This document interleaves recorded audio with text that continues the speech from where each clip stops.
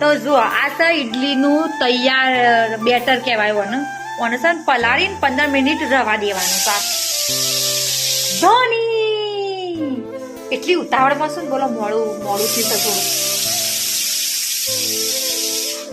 હું તમે છે વઘાર કરીને પછી મળું.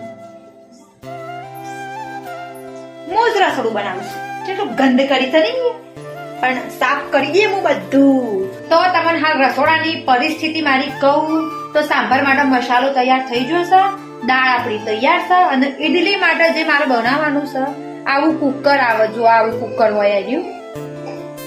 જો અમુક લોકો કઢાઈમાં અને પેલા તપેલામાં ઈડલી બનાવી છે પણ આપણને એવું આવડતું નહીં એટલે મારા જોડે કુકર છે. કુકર હોય હું કાના વાપરવાનું. આ મારા પપ્પાએ મને લઈ આવેલું હતું. શંકા આપણને નવી નવી વાનગીઓ બનાવવાનો બહુ શોખ. બધાથી ઇમ્પોર્ટન્ટ હોય છે વઘાર અને તમે જે તૈયાર કરો એ મસાલો. એના સિવાયની બધી વસ્તુ બકવાસ છે. તો જુઓ તૈયાર છે મારી ઈડલી. ઓને સાંભર કહેવાય અને આ છે ઈડલી. એકદમ આવી હોય. જુઓ કેવું મસ્ત છે. જુઓ આ ખાવાની મજા આવે. યમી ઇધર હે ભાભીજી. તો જુઓ હવે ખાઈ લઉં. હા થાકી જઈશું પૂરેપૂરી પણ ખાવાનું નહીં મેલાય. ખાવાનું તો જુઓ